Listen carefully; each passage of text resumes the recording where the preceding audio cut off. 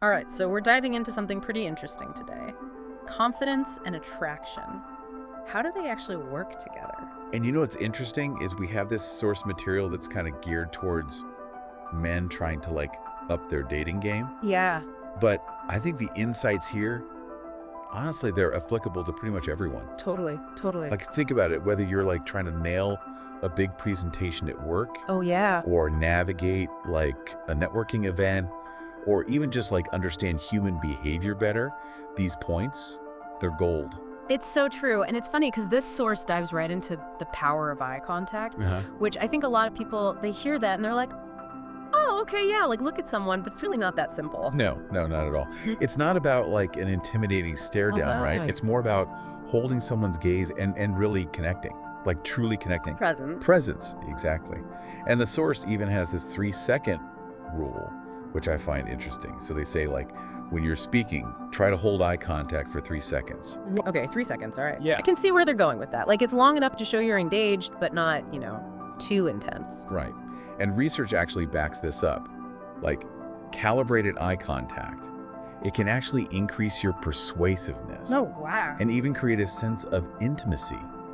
But, and this is a big but you have to acknowledge, like cultural differences in context. Oh, for sure, for sure. Right, like in some cultures, prolonged eye contact, that could be seen as super aggressive. Absolutely. While in others, it's a sign of respect. So you always got to read the room, you know? That's such a good point. It makes you wonder if maybe the source is oversimplifying things a bit.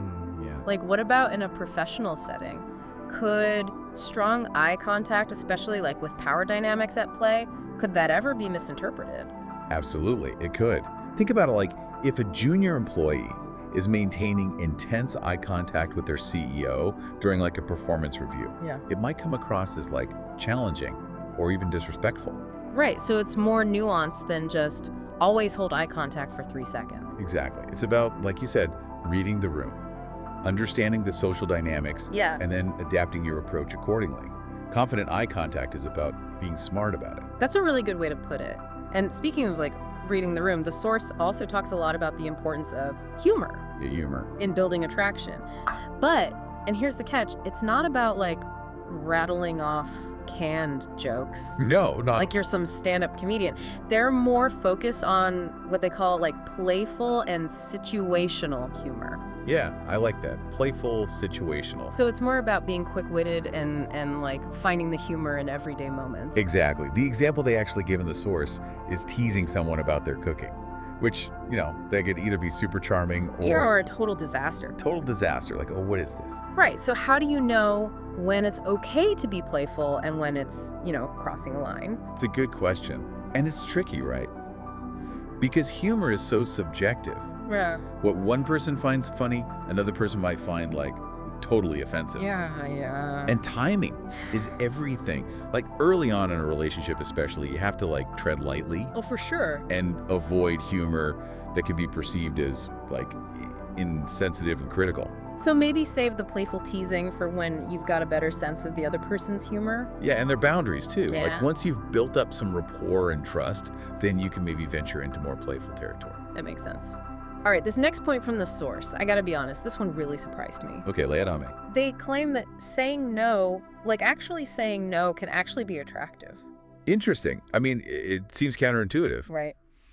but I think it speaks to boundaries and self-respect, Mm-hmm. which are essential parts of genuine confidence. Like if you're constantly saying yes just to please other people. You're a pushover, Yeah, it can signal insecurity and even like a lack of self-worth. and no one finds that attractive. Exactly. And the source actually gives a great example.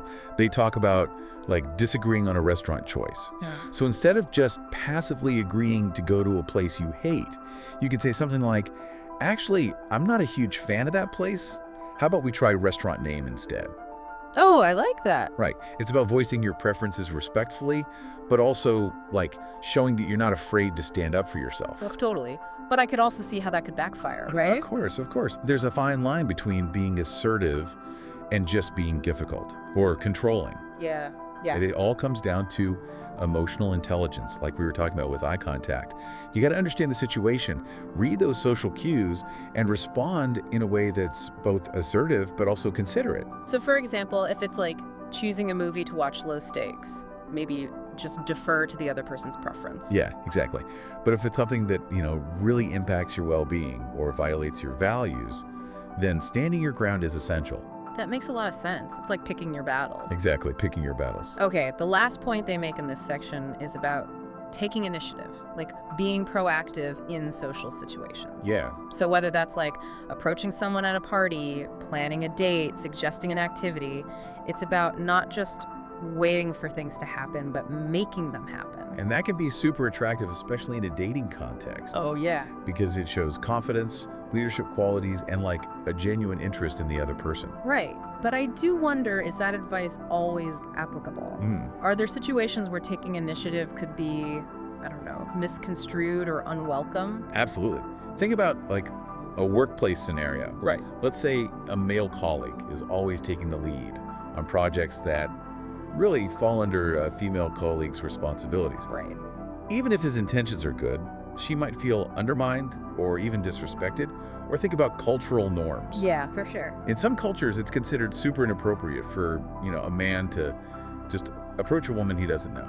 Okay, so it's not a one-size-fits-all approach. Not at all. But it seems like taking initiative, when done thoughtfully, can be a really powerful tool. Yeah, absolutely. It's all about finding that balance, right, between being proactive, but also respectful of other people's boundaries. And social cues. Exactly. And again, that's where emotional intelligence is so crucial. So we've talked about a lot of different behaviors: eye contact, humor, saying no, taking initiative. And Yeah. it seems like confidence really plays a huge role in all of them. And I think what's so fascinating is how they're all interconnected. Like they're not just isolated actions. It's all part of a bigger picture.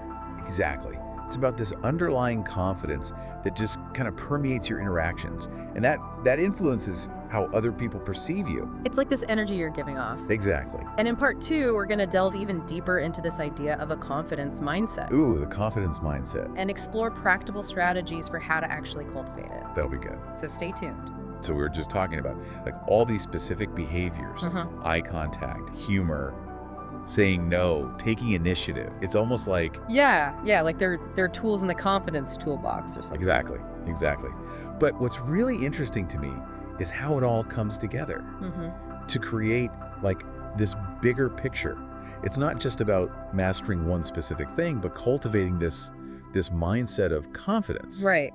And I think that's what a lot of people struggle with. Yeah. Because, let's be real, no one feels confident all the time. No, definitely not. Everyone feels insecure or nervous sometimes. Absolutely. But this source, they have this really interesting perspective on it. They say that, like, true confidence, it's not about never feeling fear or doubt. Right. It's about acknowledging those feelings Right. and acting anyway. That's so powerful. Yeah. So it's not about waiting until you magically feel super confident before you start doing anything. Exactly. It's more like the action itself can actually build your confidence over time. Oh. Yeah, it's like a positive feedback loop. Okay. The more you act confidently, the more confident you become. I've definitely heard that before, like fake it till you make it. Yeah. But it always felt a little, I don't know, superficial to me. Yeah, I get that. But it's not about being like phony. Okay. It's more about recognizing that confidence is a skill Oh, okay. that you can actually develop. Think about it like learning to play an instrument. At first, it feels all awkward and clunky, Totally. but with practice, you get better. You get smoother, you get more fluent. Exactly. So how do you actually build that confidence muscle? Yeah, that's the million-dollar question. Because I think a lot of people, they get stuck in this cycle of I'll be confident when I achieve X or when I get Y or when Z happens. Totally, I know that trend. And it can be so paralyzing. Totally. And one thing that I found to be super helpful is shifting your focus Okay.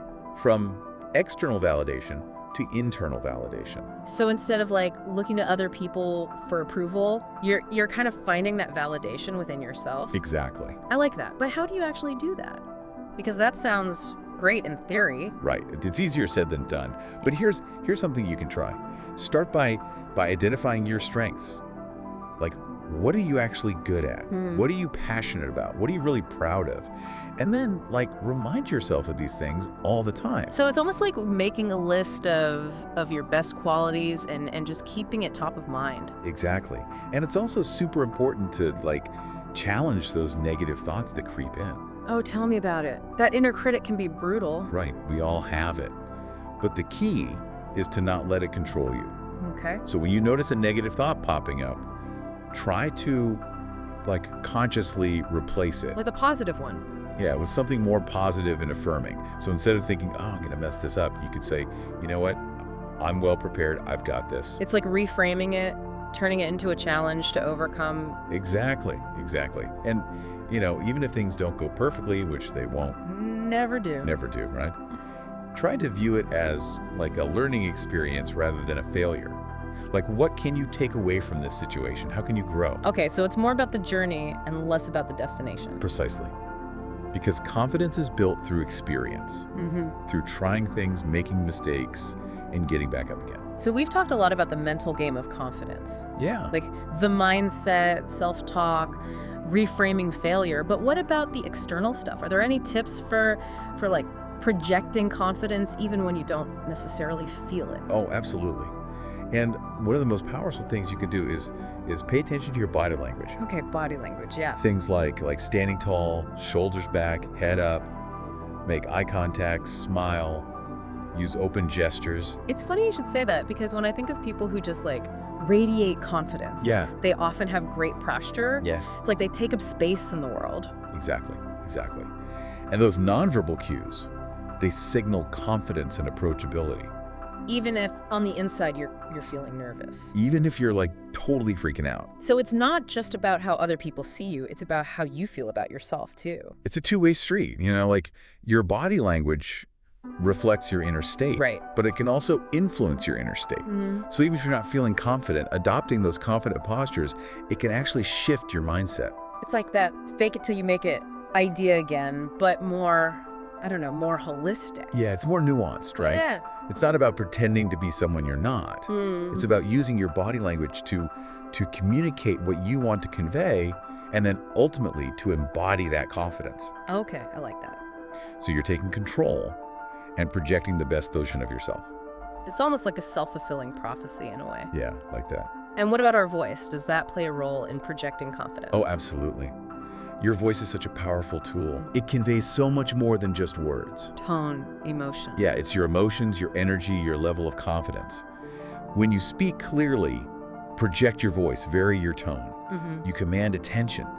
You project this air of authority. It's so true. You can just tell when someone's confident in what they're saying, even if you don't agree with them. Totally. And think about public speakers or leaders you admire. Yeah. They often have these captivating voices. It's like they own the room. Exactly. And this is a skill you can develop too. Really? Oh yeah. Practice speaking up, enunciating clearly, using a strong, resonant voice. And don't be afraid to pause for emphasis.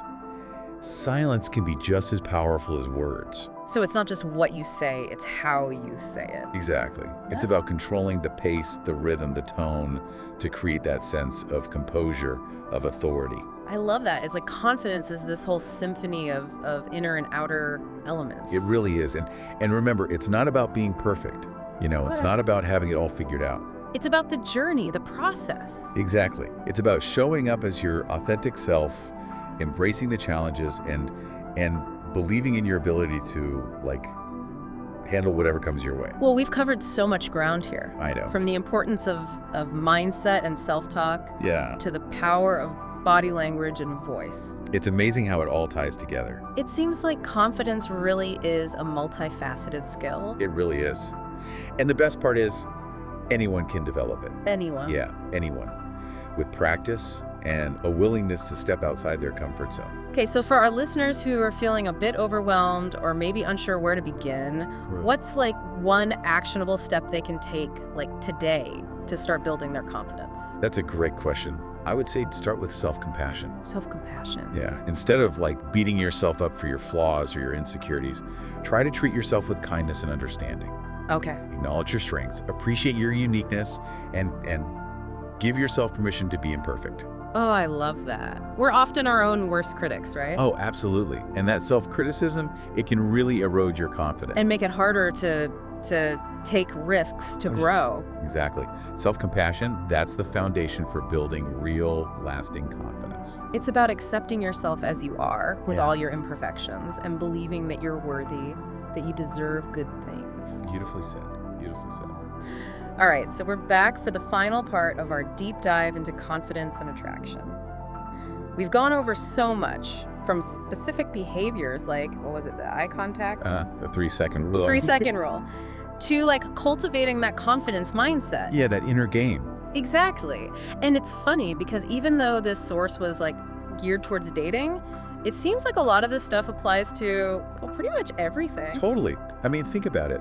Whether you want to ace a job interview or be a more effective leader or just feel better about yourself in general. Right. It's not just about finding a partner. No, not at all. Confidence is about showing up powerfully in every area of your life. It's about believing in yourself, believing in your worth. Knowing you can handle anything that comes your way. Yeah, exactly. Yeah. So as we wrap this up, I want to shift gears a little bit. Okay. And think about how our listeners can actually use all this stuff. Yeah, how to put it into practice. Because we've talked a lot about mindset, Right. but actions are what really count. Absolutely. You can't just think confident thoughts. You got to walk the walk. You got to walk the walk. Yeah. It's about consistently stepping outside your comfort zone, even in small ways.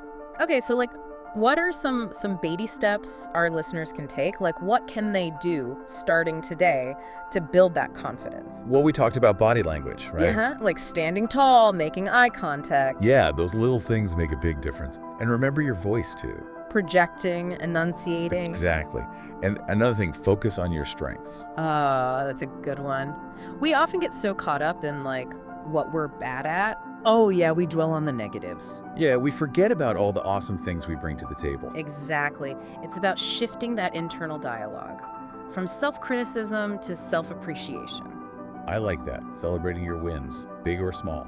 Exactly. And remember, confidence isn't about being perfect. Oh, no, definitely not. It's about embracing those imperfections and seeing challenges as opportunities. So instead of getting bummed when things go wrong, Mm-hmm. we can ask ourselves, okay, what did I learn here? How can I grow from this? Exactly. That's resilience right there. So as we wrap up, I want to emphasize that building confidence, it's an ongoing process. It's a journey, not a destination. Exactly. And the most important step is the one you take today. Start small, be patient, and celebrate your progress along the way. That's such a good reminder. It's not about some huge transformation. Mm-hmm. It's about those small, consistent actions that build up over time. And you know what? Confidence is contagious. Yeah. When you project confidence, it not only affects how others see you, but it affects how you see yourself too. It's like a positive feedback loop. Okay, so to our listeners, we encourage you to take what you've learned here Mm-hmm. and actually apply it to your life. Start small, be kind to yourself, and never stop believing in your potential. And one last thought. Confidence isn't about being fearless. Oh, interesting. It's about having the courage to act, even when you're afraid. I love that. Embrace the challenge, step outside your comfort zone, and keep believing in yourself. That's the key. And that's a wrap on our deep dive into confidence and attraction. Thanks for joining us.